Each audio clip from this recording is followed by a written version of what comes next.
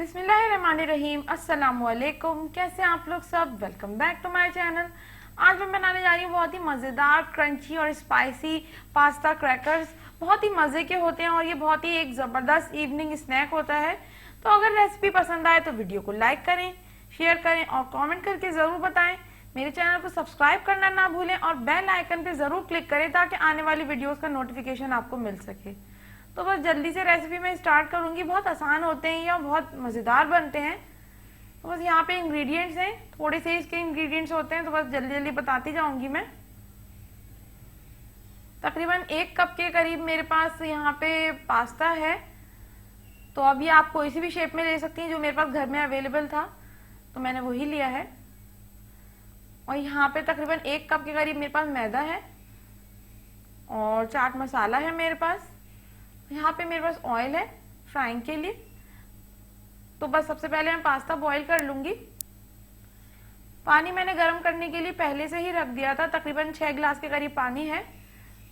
तो मैं इसमें पास्ता सबसे पहले मैं ऐड करूंगी और साथ ही साथ मैं इसमें थोड़ा नमक भी डाल दूंगी, तकरीबन 1 टीस्पून के करीब। और थोड़ा सा मैं इसमें ऑयल शामिल करूंगी, तो फिर ये पास्ता एक दूसरे से स्टिक नहीं होता। तो बस यहाँ पे इसको दोनों चीज़ों को शामिल करके मैं इनको अच्छी तरह से मिक्स कर लूँगी।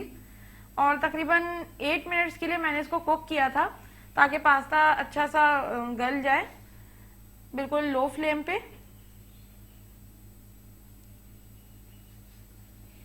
यहाँ पे देखिए पास्ता अच्छी तरह से गल चुका है। तो बस अब मैं इसको छान लूँगी।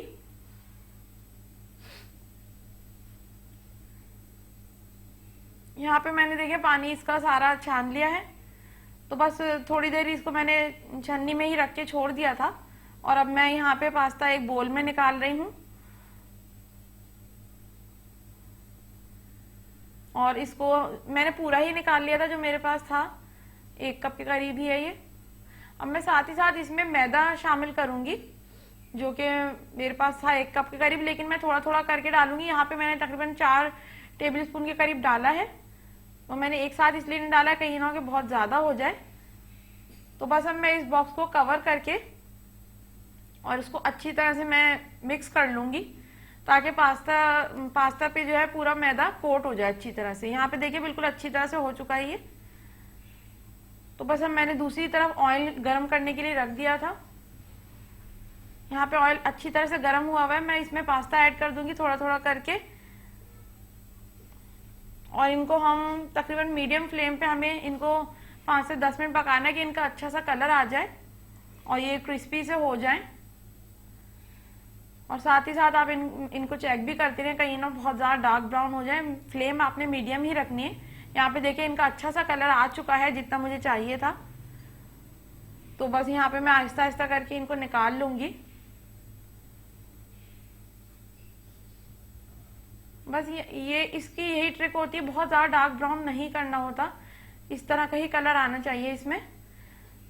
तो बस अब यहाँ पे मैं इसमें नमक ऐड करूंगी, तकरीबन 1 टीस्पून के करीब। नमक आप पे डिपेंड करता है आप उसको किस तरह से लें।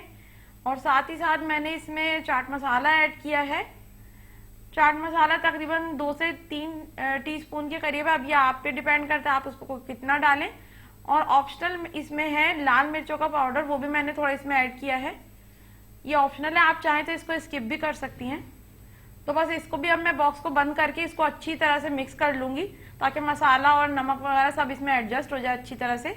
और यहाँ पे जी देखिए ज़बरदस्त सा क्रंची और स्पाइसी पास्ता क्रैकर्स तैयार हैं।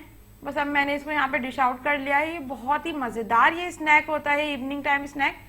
और बच्चों को आप बना के दें, ये तो बड़े भी पसंद करते हैं, बहुत ही मज़े का बनता है। मैं अक्सर अपने बच्चों के लिए बनाती हूँ और सब ये लाइक करते हैं। इसको आप एयर टाइट जार में भर के रखें और आप इसको आराम से यूज़ कर सकती हैं। तो आज की रेसिपी कैसी लगी और मुझे कमेंट करके ज़रूर बताइएगा।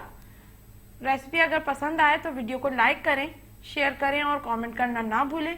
मेरे चैनल को सब्सक्राइब ज़रूर करें और बेल आइकन पे ज़रूर क्लिक करें ताकि आने वाली वीडियोस का नोटिफिकेशन आपको मिल सके। तो बस अपना बहुत ख्याल रखें। Stay home, stay safe. अल्लाह हाफिज़।